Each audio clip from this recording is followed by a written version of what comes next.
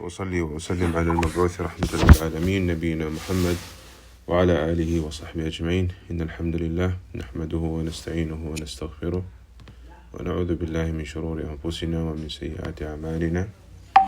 من يهده الله فلا مضل له ومن يضلل فلا هادي له، وأشهد أن لا إله إلا الله وحده لا شريك له، وأشهد أن محمدا عبده ورسوله صلى الله عليه وعلى آله وصحبه أجمعين. أما بعد،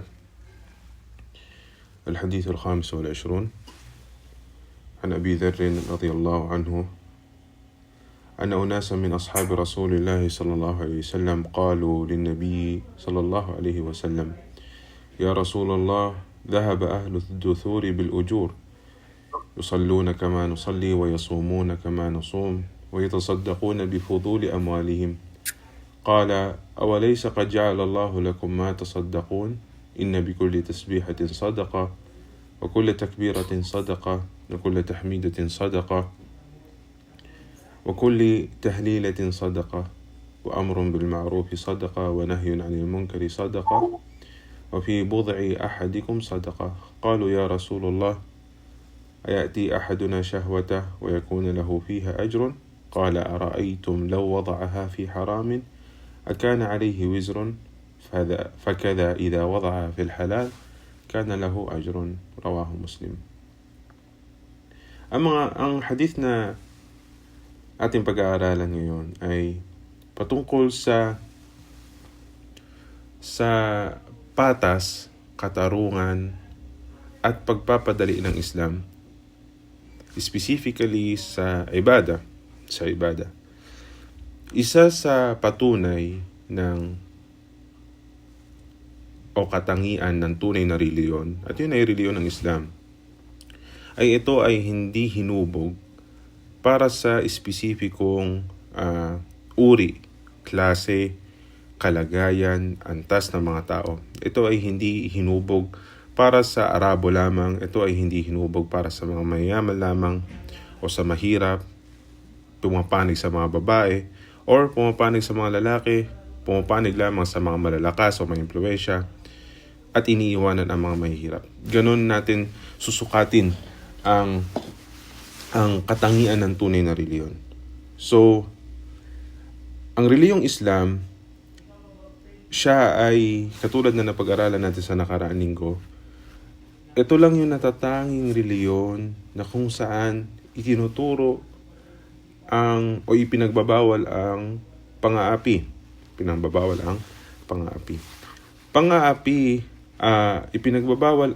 o itinuturo ang justice na may kasamang awa. Samantala sa ibang reliyon, ito ay makikita natin mahina ang pundasyon o mahina ang basihan sa karapatan ng mga tao. Makikita natin sa Islam na sa usaping mana halimbawa, makikita natin mismo ang ating Panginoon. Siya ang nagpaliwanag, nagdetalye, nanggaling sa kanya mismo ang katuruan ng mana. Sa 3 aya, kanyang pinaiksi. Once na ikaw ay namatay, ikaw na magulang, halimbawa, ikaw na asawa, ikaw na anak, ganito mo hahatiin ang iyong kayamanan. Mismo ang Allah subhanahu wa ta'ala, na kung saan, or para hindi mabigyan ng puwang, hindi mabigyan ng pagkakataon ang mga taong, let's say for example, nagdadala ng reliyon sa panahon natin ngayon, na pasukin ang ganitong katuruan. Ito ang sabi ng Allah, hati, 1/4 o 1/3, 1/8 halimbawa, or 1/6, etc. Ganon ka patas ang reliyong Islam. So, ang kwento na nandito ngayon sa hadith na ito ay sa panahon ng Propeta Muhammad sallallahu alaihi wasallam. Sinabi dito na naiulat ni Abu Dhar radiyallahu anhu na may mga sahaba ang Propeta Muhammad sallallahu alaihi wasallam na pumunta sa kanya. At itong mga tao na ito, sila ay mahihirap. Kanilang sinabi, sabi nila, dhahaba ahlu duthuri bil ujur, na yung mga companions ng Propeta Muhammad sallallahu alaihi wasallam na mayayaman, nakuha nila ang maraming gantimpala. Kumbaga nakukuha nila ang gantimpala ng charity. Ya Rasulullah, anong meron para sa amin na special lang para sa amin na hindi nila kayang gawin, or special na pagsamba para sa amin dahil wala kaming kayamanan upang maabot namin ng kanilang antas or mahigitan sila sa kanilang antas. So mga kapatid sa Islam, napakaganda na matututunan natin dito. Ang mga sahaba o mga companions ng Propeta Muhammad SAW, sila ay nagtanong o sila ay nagkaroon ng concern doon, hindi dahil sa gusto nila maging mayaman. Hindi yun baka maintindihan ng iba dito, na gusto nila maging mayaman. Hindi. Sila ay nagtanong upang sila ay maging mayaman sa gawain at pagsamba.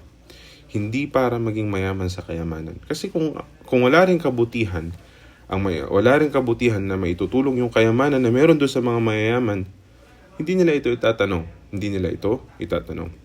Pangalawang matututunan natin dito, kinakailangan natin minsan ng kayamanan, ng pera, para ito ay makatulong upang magawa natin ang ilang mga ipinag-uutos ng Allah subhanahu wa ta'ala. Isang mabilis na halimbawa at malapit na halimbawa ay ang pagsasagawa ng Hajj at saka pagbibigay ng zakat. Kaya, wag nating hayaan na sa tuwing tayo ay nag-aasam ng kayamanan, na ito ay hindi natin magagamit sa landas ng Allah subhanahu wa ta'ala. Dahil ang kayamanan, ito ay hindi totally masama at ito ay hindi totally kabutihan. So every time na may darating sa ating kayamanan, biyaya, hindi kondisyon na ito ay ikakabuti natin at hindi rin kondisyon na ito ay ikakasama natin. So ang pera ay depende siya sa paggamit ng isang mananampalataya. Ang sabi ni Sufyan al-Thawri, rahimahullah, na dati, hindi kami natatakot sa kayamanan. Kumbaga, hindi namin siya inasam. Nandyan, alhamdulillah. Wala, alhamdulillah. Pero subhanallah, ngayon sa panahon natin ngayon, kinukonsider siya na sandata ng isang mananampalataya. Kinukonsider siya na sandata ng isang mananampalataya. Paano naging sandata ng mananampalataya? Sabi niya, dahil itong kayamanan o pera na ito ay kinakailangan mo ngayon upang mapatibay mo ang iyong ugnayan sa iyong pamilya. Kinakailangan mo ang kayamanan para mag-imbita ng mga bisita. Kinakailangan mo ang pera para maibigay mo o maging panustos mo sa iyong pamilya. Kinakailangan mo para matulungan ang taong naaapi. Kinakailangan mo ito para matulungan ng taong nangangailangan. Kaya ngayon, siya ay kung tama ang paggamit natin sa ating kayamanan, ito ay magiging sandata ng isang mananampalataya. Unless, kung hindi natin ito gagamitin sa tama, ito ay magiging sandata against sa atin at hindi magiging para sa atin. So ngayon, balik tayo sa kwento ng Propeta Muhammad SAW kasama niya ng kanyang mga sahaba. So sinagot ito ng Propeta. Sabi niya, ang kanya sinabi, ang sabi ng mga mahirap, ang mga mayaman ay nagsasala kung paano rin kami nagdarasal. Sila rin ay nag-aayuno at kami rin ay nag-aayuno. At subalit sila ay nakakapagbigay ng charity, sila ay nakakapagbigay ng sadaqah bifuduli amwalihim, mula doon sa mga sobra nilang kayamanan. Ang sabi ng Rasulullah, awalaysa qad ja'ala Allahu lakum ma tasaddaqun? Hindi ba meron ibinigay sa inyo ang Allah subhanahu wa ta'ala na kung saan pag ginawa niyo ito kahit walang pera, makukonsider itong charity o sadaka para sa inyo. At dito ay sinabi, inna fi kulli tasbihatin sadaka, katotohanan, sa pagbibigay ng sadaka, sa pagsabi ng subhanallah, ito ay sadaka. So ano ang ibig sabihin ng subhanallah? Mga kapatid, ano ang ibig sabihin ng sadaka? Charity. Hindi. Charity, afwan. Ano ibig sabihin ng subhanallah? Pag sinabi natin subhanallah, isulat nyo. Pag hindi, yung mga hindi alam, isulat nyo ha. Ano ibig sabihin ng subhanallah?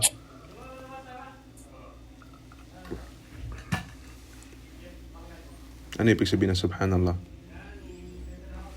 Allah is great? Wala. Subhanallah. Ano yan? Ang ibig sabihin ng subhanallah ay pagtanggi ng lahat ng kakulangan mula sa Allah subhanahu wa ta'ala. Tanzihullah an kulli naqais. Okay? Tandaan, pag sinabi natin subhanallah. So, halimbawa, para bigyan ko kayo ng senaryo para mas tumatak sa ating isipan.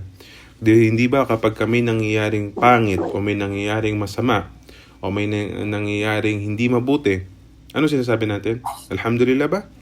Ang sinasabi natin ay subhanallah. Or kapag nakakita tayo ng pangit o nakarinig tayo ng hindi maganda, sinasabi natin, subhanallah. Dahil gusto natin sa pagkakataon na yon, ilayo natin ang Allah subhanahu wa ta'ala sa lahat ng kakulangan o sa lahat ng kabawasan. So, ang ibig sabihin ng subhanallah ay pagtanggi o pagtakwil o paglayo ng lahat ng kabawasan, kakulangan o hindi perpekto mula kay Allah subhanahu wa ta'ala. Subhanahu wa ta'ala. Doon sa salitang subhanahu wa ta'ala, ibig sabihin ito, subhanahu, pagtanggal ng lahat ng kakulangan, wa ta'ala, ibig sabihin kabaliktaraman, at ang kataas-taasan. Subhanahu wa ta'ala, ibig sabihin nilalayo natin siya sa kababawan, wa ta'ala, pagtaas. Naintindihan? Malinaw? Malinaw na ibig sabihin ng subhanallah? Okay, huwag nating hayaan na sinasabi natin siya ng ganun lang na hindi natin nalalaman ang ibig sabihin ng subhanallah. Okay. At dito, ang akala ng mga mahihirap sa panahon ng Propeta Muhammad sallallahu alaihi wasallam na ang sadaka ay sa kayamanan lamang. Kayamanan lamang ang sadaka. Pero hindi. Ito ay mas malawak. Hindi lang sa kayamanan. فالصدقة تطلق على جميع أنواع فعل المعروف والإحسان. So ang sadaka ay maaari itong matawag sa lahat ng kabutihan at pagtuturo ng pinag-uutos ng Allah subhanahu wa ta'ala. So ang pagsabi natin ng subhanallah, ang pagsabi natin ng la ilaha illallah, pagsabi natin ng Allahu Akbar, ang pagtuturo natin ng kabutihan at ang pagbibigyan natin ng kasamaan, ito ay sadaka. Itong pag-aaral natin ngayon, ito ay makukonsider na sadaka. Ito ay makukonsider na sadaka. As long na i-intention natin na itong bagay na ito ay gagawin ko para sa kapatid kong Muslim, para sa sarili ko, ito ay sadaka. Hatta inna fadlallahi alwasilu minhu ila ibadihi sadaqatun minhum alayhim. Okay. Ang Allah rin ba ay nagbibigay ng sadaka sa atin o hindi? Doon sa gandong context. Nagbibigay rin siya ng sadaka sa atin? Oo, hindi.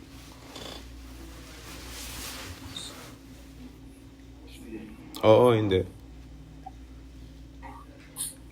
Ang Allah rin... Ulit nga, Brian, tanong. Ang Allah ba ay nagbibigay ng sadaka sa atin?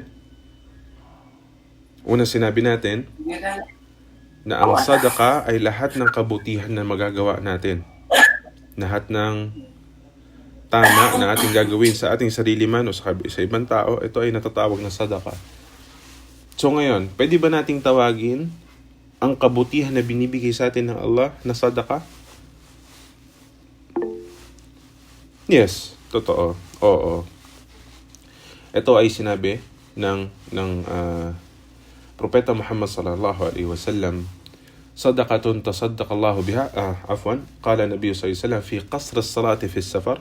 Ang sinabi ng Propeta Muhammad sallallahu alaihi wasallam patungkol sa pag-shorten o pagpapaiksi ng ating sala tuwing tayo ay bumabiyahe. Ano sabi dito ng Propeta?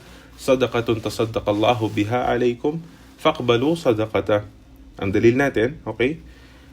Patungkol dun sa pag-shorten o pagpapahintulot ng Allah sa atin. So ito ay kabutihan mula sa Allah, pagpapagaan mula sa Allah. Sabi ng Propeta, sadaqatun tasaddaqallahu biha alaykum. Ito ay sadaqa na ibinigay sa inyo ng Allah subhanahu wa ta'ala. faqbalu sadaqatah. Kaya't mangyari na tanggapin nyo ang sadaka ng Allah subhanahu wa ta'ala. Malinaw? Ito ay nasa Muslim at ito ang hadith ay sahih. وقال من كانت له صلاة بالليل فغلب عليه النوم فنام عنها كتب الله له أجر صلاته وكان نومه صدقة من الله تصدق بها عليه. At isa pang hadith na masasabi natin na ang kabutihan na binigay sa atin ng Allah, ito ay sadaka, ay kung sino man ang nagnais na magsala sa gabi, salatul layl, subalit dahil sa kanyang antok, siya ay nakatulog, ang gagawin ng Allah subhanahu wa ta'ala, as long na nag-intention siya, kataballahu lahu ajra salati, isusulat sa kanya o makukuha niya na ang gantimpala ng salatul layl. Wa kana nawmuhu, at yung kanyang tulog ay sadaka mula kay Allah subhanahu wa ta'ala. At ang hadith na ito ay hasan li ghayrihi. Okay. Ngayon, dito sa sinabi ng propeta Muhammad sallallahu alaihi wasallam, sino ang mas mainam ngayon? Yung mga mayayaman na nagbibigay ng sadaka gamit ang kanilang pera, o yung mga mahihirap na gumagawa ng mga ibada na binanggit dito sa hadith? Sino mas mainam tingin nyo? Parehas eh. Parehas siguro, bro. Parehas, inshallah. Parehas lang siguro, bro. Hindi bro. Sino may mas takot kaya la? Given na yan, bro Hasan. Mashallah, coming from Philippines, bro Hasan. Saudi na. Ay, nasa Saudi na pala. Ba't ka nag-online? Lang yan. Naka-duty. Kita mo. Gusto na bro. Alhamdulillah sa ligtas na pagdating. Okay. Alam nyo mga bro, napakaganda ngayon kung paano nagsimula yung kwento ng Propeta Muhammad sallallahu alaihi wasallam kasama ng mga mahihirap. Napakaganda. Bakit? Dahil lang sa maganda nilang intention na mapalapit kay Allah subhanahu wa ta'ala, binigyan sila ng regardless na yung disadvantage nila doon sa kayamanan. Sa usaping sadaka lang ha, kasi pag sinabi nating sadaka, usually ang nasa isip natin is kayamanan, no? Pero dahil lang doon sa magandang intention, katulad na binanggit ni Bro Hasan, kung sino yung mas may takot kay Allah subhanahu wa ta'ala, makikita natin dito na mas bibigyan ka ng malawak at mas mabigat na gantimpala. Ngayon, dahil nalaman ngayon ng mga mahihirap ang ganitong klase ng sadaka, na sa lahat ng kabutihan na gagawin natin, subhanallah, alhamdulillah. At kung hindi ito malalaman ng mga mayayaman, alam nyo ba na mas higit ngayon ang mga mahihirap sa usaping sadaka kahit wala silang kayamanan? Bakit? Ang mayaman, kung sila ay mananatili doon sa pagbibigay lamang ng pera nila, maaaring sa isang araw wala silang kayamanan. Doon naputol na ang kanilang charity. Subalit ang doon sa kabilang grupo naman na sila ay nagsasabi ng subhanallah, sila ay nagsasabi ng Allahu Akbar, anytime, anywhere. Wala man silang unless na wala silang dila, naintindihan natin, pero meron pa rin silang ibang pamamaraan sa paggawa nila ng kabutihan, pagpigil nila ng kasamaan, pagtuturo nila ng kabutihan. So dito makikita natin na na mas naging higit ngayon. Let's say for example, yes, pantay sila sa takwa, pero kung doon lang sa asbab, doon lang sa means na kanilang kung babase lang tayo sa resources nila, walang duda na mas higit ang mahirap kaysa sa mayaman sa ganitong usapin. Malinaw? Malinaw mga bro? Malinaw. So, gano'n natin siya sasagutin. Although, ang pinaka dyan,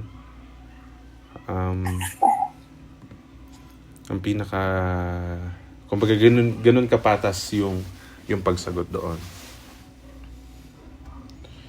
Okay. Ngayon, ang sadaka, bighayril mal, nawaan. Ang sadaka na hindi ginagamit ng pera, ito ay dalawang klase. Sulat nyo ang sadaka, isulat nyo, magbukas kayo ng brackets, no money. Sadaka, no money, 2 types. Yan. Na tayo, Bengali, English na. Okay? Unang-una, ما فيه تعدية الإحسان إلى الخلق فيكون صدقة عليهم. Unang-una ay yung kabutihan na may kabutihan sa ibang nilikha o sa ibang tao.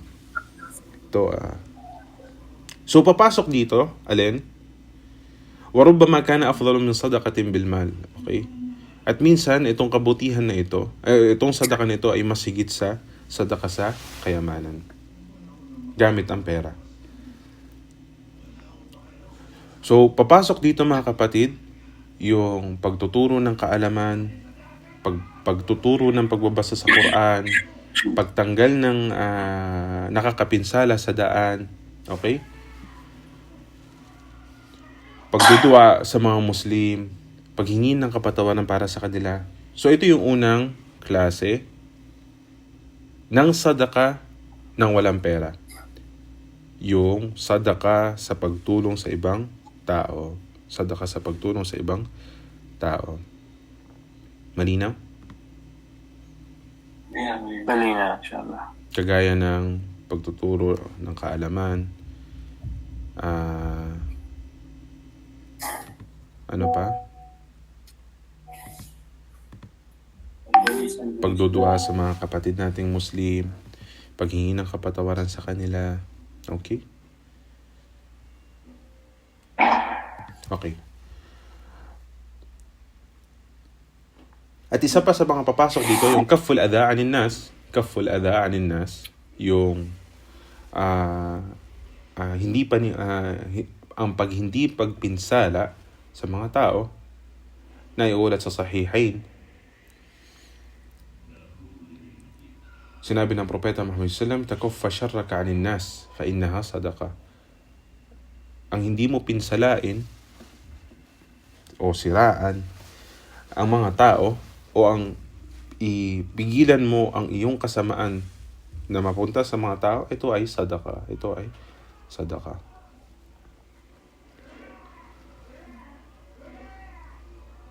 Okay. At isa pa ditong papasok ay yung paglapit natin sa ating mga asawa, paglapit natin sa mga ating asawa, na minsan tinanong ang Propeta Muhammad sallallahu alaihi wasallam, kahit sa paglapit natin sa ating bahay o sa ating mga partner sa buhay, ito ay sadaka. Ang sabi ng Propeta Muhammad sallallahu alaihi wasallam, oo, isipin nyo lang, nagbigay ng mabilisang katwiran ng Propeta Muhammad sallallahu alaihi wasallam doon. Kanya sinabi, kung iisipin nyo na itong ating pangangailangan, sariling pangangailangan bilang isang tao, kapag ito ay nilagay natin sa haram, hindi ba tayo nagkakaroon ng kasalanan? Sabi ng mga sahaba, oo, ya Rasulullah, tayo nagkakaroon ng kasalanan. So, ganoon rin siya. Kung paano na sa paglagay mo sa ito sa mali, ikaw ay nagkaroon ng kasalanan, ito rin ay may reward kapag ito ay nilagay natin saan? Sa kabutihan. So, kahit doon sa paglapit natin sa ating mga asawa, at meron tayong intention, ito ay sadaka. Ito ay sadaka. Sabi, fatahsibuna bisyarri wala tahsabuna bil khair.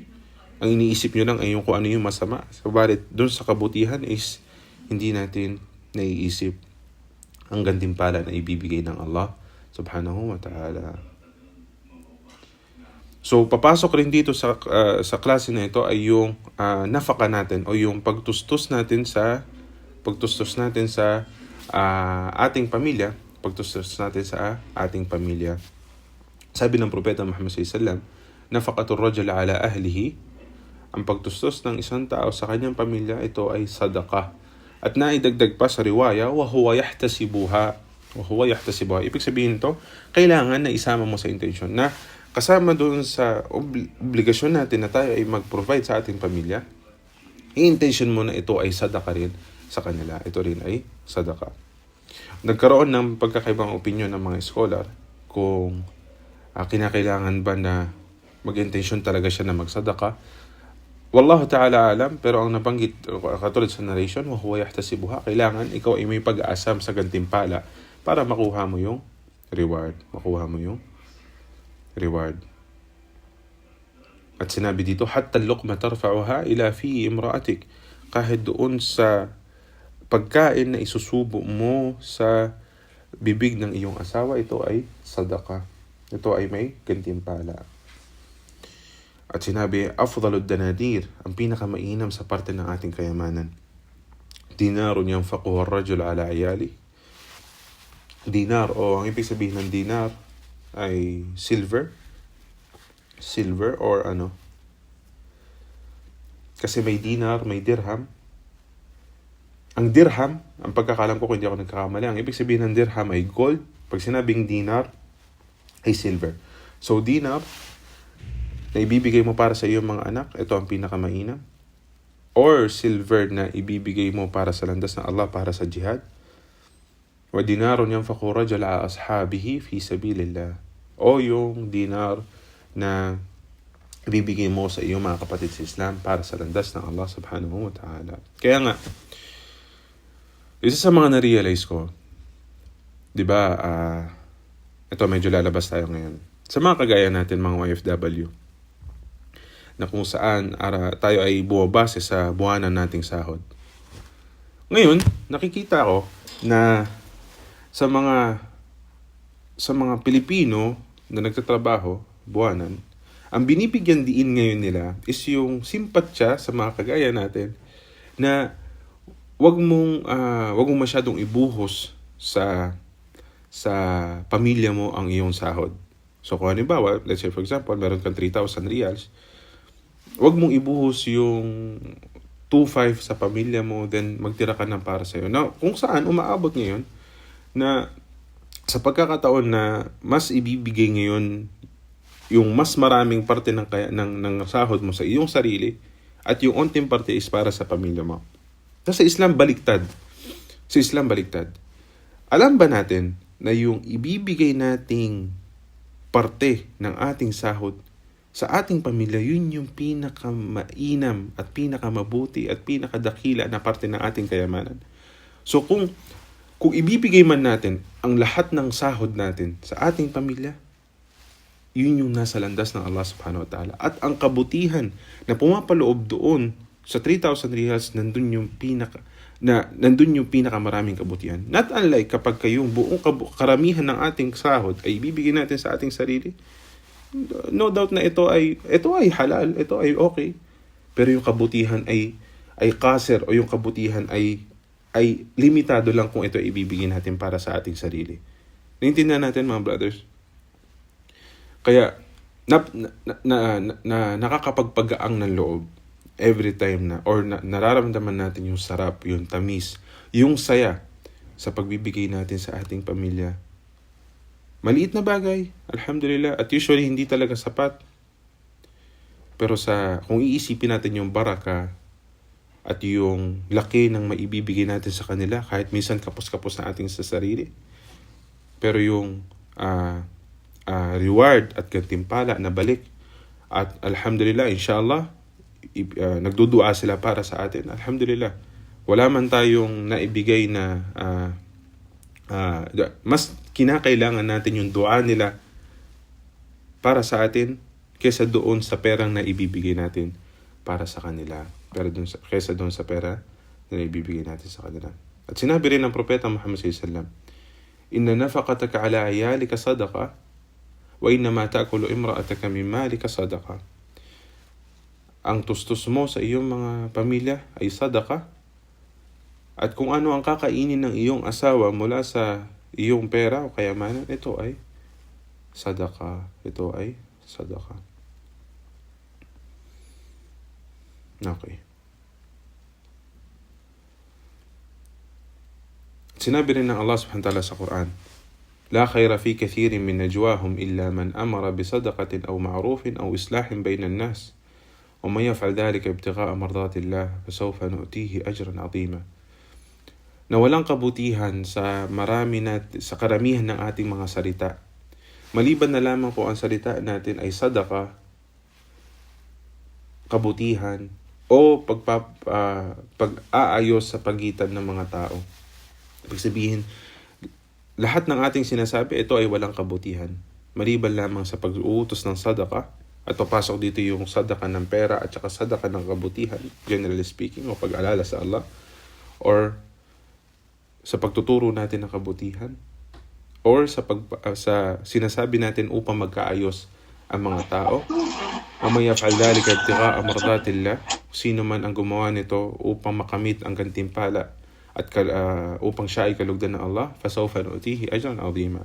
Katotohanan bibigay sa atin ng Allah ang malaking gantimpala. Faja'ala dhalika kulluhu khair. At dito, kinakailangan may kasamang sinseridad, dahil kung ito ay ginawa natin upang pagpapakitang tao, tunay na ito ay hindi tatanggapin mula sa atin ng Allah subhanahu wa ta'ala. Okay. So dito sa huling parte ng hadith, pakita ko sa inyo. Ito. So sa tasbih, sinabi na natin na ibig sabihin ng tasbih ay subhanallah, at ibig sabihin niya. So sa takbir naman, ano ibig sabihin ng takbir? Ano ibig sabihin ng takbir naman, bro? Allahu Akbar. Ano ibig sabihin ng Allahu Akbar? Allah is great. Ang Allah ay Hindi rin. dakila. Ah. Okay. Tapos, tahlil. Ano ibig sabihin ng tahlil? Ano ibig sabihin ng tahlil? Charity yun. Alin? Charity nakalagay. Hindi, Charity tahlil. nakalagay. Hindi. Yung mismong salitang tahlil. Ha? Ayun, no? Tahalil. Alhamdulillah, charity. Yun. Hindi. Ang ibig sabihin ng tahlil ay pagsabi ng la ilaha illallah. Lain-lain. La ilaha illallah. Tahlil. Okay, la ilaha illallah. At pagtuturo ng kabutihan ay charity. Ang pagpipigil ng kasamaan ay charity. At yung sinabi dito, ang pinahintulutan na paglapit natin sa ating pamilya, ito rin ay parte ng charity. So yung kinuwento natin kanina, yung sinabi natin kanina, dito yun yung sagot ng Propeta Muhammad, na hindi ba kapag ito ay nilagay natin sa haram, tayo ay magkakaroon ng kasalanan? So kapag ginawa natin ito sa halal, magkakaroon tayo ng reward. So dito, isa ito sa ginagamit natin ngayon sa Islam. Isa ito sa ginagamit ng mga scholar natin sa Islam, na yung qiyas al-aks, ibig sabihin yung binabaliktad natin. So once na mayroong isang katuruan na napatunayan na ito ay haram, kapag ginawa natin ang kabaliktaran nito, magkakaroon tayo ng gantimpala. So halimbawa, bro, may reward ba ako sa pag-inom ko ng juice? Oo, hindi. Sabihin natin, oo. Dahil kapag uminom ka ng alak, ikaw ay nagkaroon ng kasalanan. So dun sa paglayo mo sa haram at sa paggawa mo ng halal, meron kang gantimpala. So halimbawa rin, bro,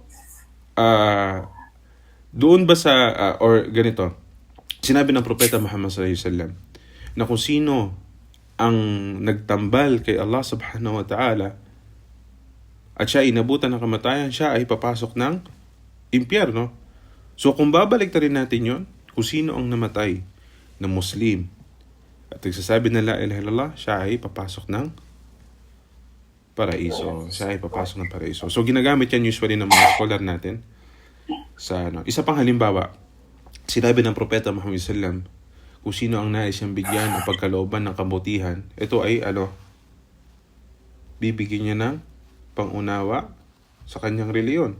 So sino man ngayon ang nilayo ng Allah subhanahu wa ta'ala sa pag-unawa at pagkakaroon ng kaalaman sa kanyang reliyon, ay hindi nais bigyan ng Allah subhanahu wa ta'ala ng kabutihan. So yun yung tinatawag natin qiyasul aks. Pangalawang sadaka na hindi kinakailangan ng pera. 'Di ba? 1 pa lang na ilagay natin diyan. Number 1 pa lang, 'di ba? Okay. Pangalawa ay yung kabutihan. Sinabi natin yung unang klase ay kabutihan para sa ibang tao. Ang pangalawang klase naman is kabutihan sa ating sarili. So dito papasok yung binanggit natin sa mga hadith na ito. Yung pagsabi ng takbir, pagsabi ng subhanallah, tahmid, pagsabi ng la ilaha illallah, astaghfirullah, paglalakad natin patungo sa masjid, pagwudu natin, ito ay sadaka sa ating sarili.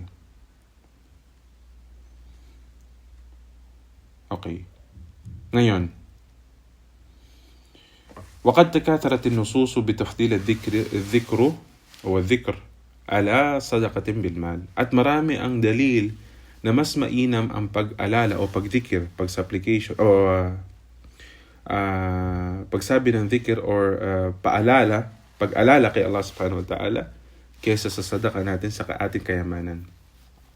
Naiulat ni Abi Darda na sinabi ng Propeta Muhammad sallallahu alaihi wasallam, ألا أنبئكم بخير أعمالكم وأزكاها عند مليككم وأرفعها في درجاتكم وخير لكم من إنفاق الذهب والفضة وخير لكم من أن تلقوا عدوكم فتضربوا أعناقهم ويضربوا أعناقكم قالوا بلى يا رسول الله ذكر الله عز وجل.